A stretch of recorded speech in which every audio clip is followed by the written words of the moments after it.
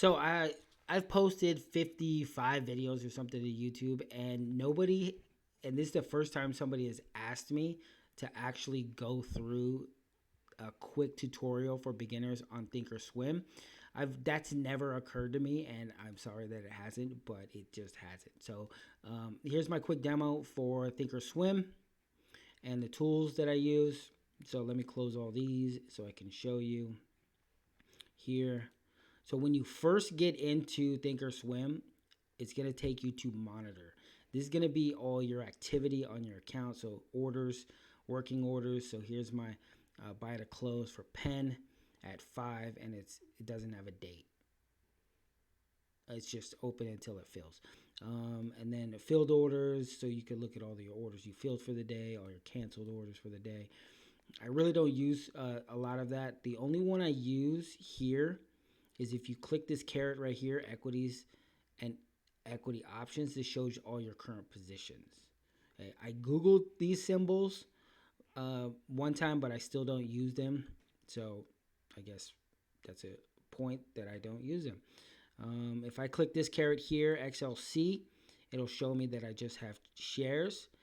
But if I click down here on Z, it'll show me I have shares at 100 shares at 44 and what is currently trading at. And then here the call for 100 shares for August 23rd, and then what I sold it for. Okay, so this is what I use for the monitor section. So I keep that open at all times. Okay, and then if I go to trade, this is how yours will look. When I open mine up, well, I put on the position that I have to see if I have any options on it.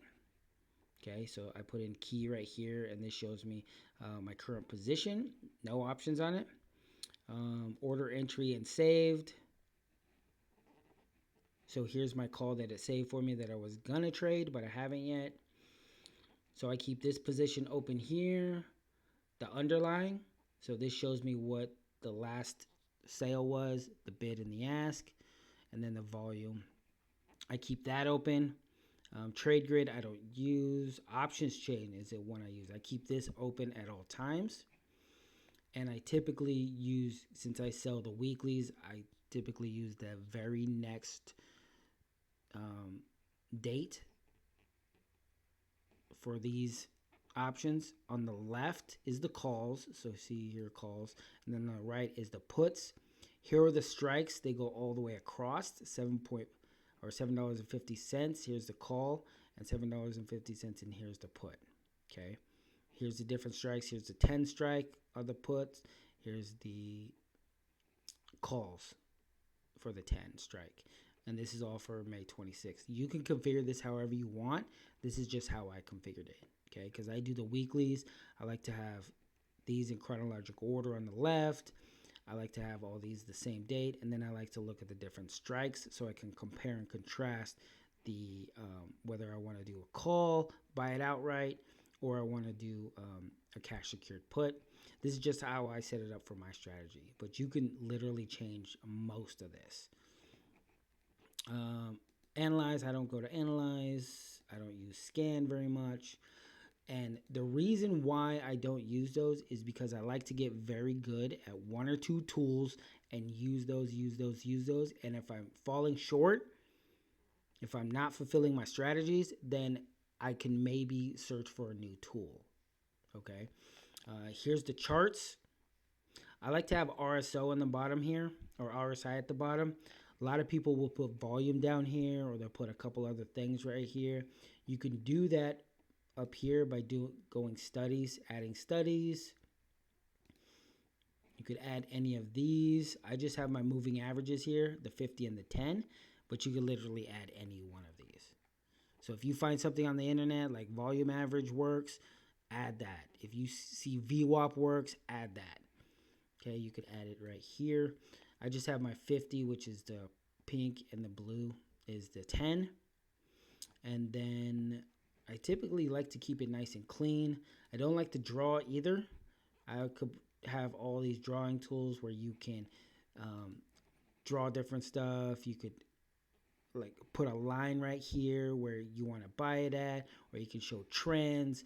I like to keep it nice and clean. You could also show patterns here. And the interesting part is this: if you have an account with Thinkorswim or with TD Ameritrade, which is the same company, they will give you a tutorial. You call them up, they will block out time for you. They will give you a one-on-one tutorial, and you could ask all the questions you want. Okay, and I took full advantage of that. Okay, and I was dumb.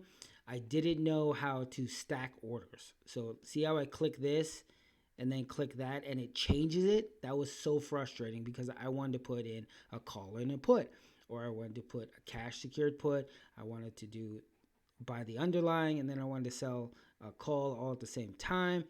And it was just so frustrating. So I was just doing them one at a time and just being careful. And then he said, all I have to do is right click. Look, right click. I could create an alert. I could buy any of these. I could sell any of these. I could do a custom. I could buy custom. I could copy the QSIP. I mean, I could do anything. Check out this. If I were to do a caller with a stock, it automatically enters them for me, and all I have to do is change the strikes or change the buys and sells or change the price. This price is to fill all three.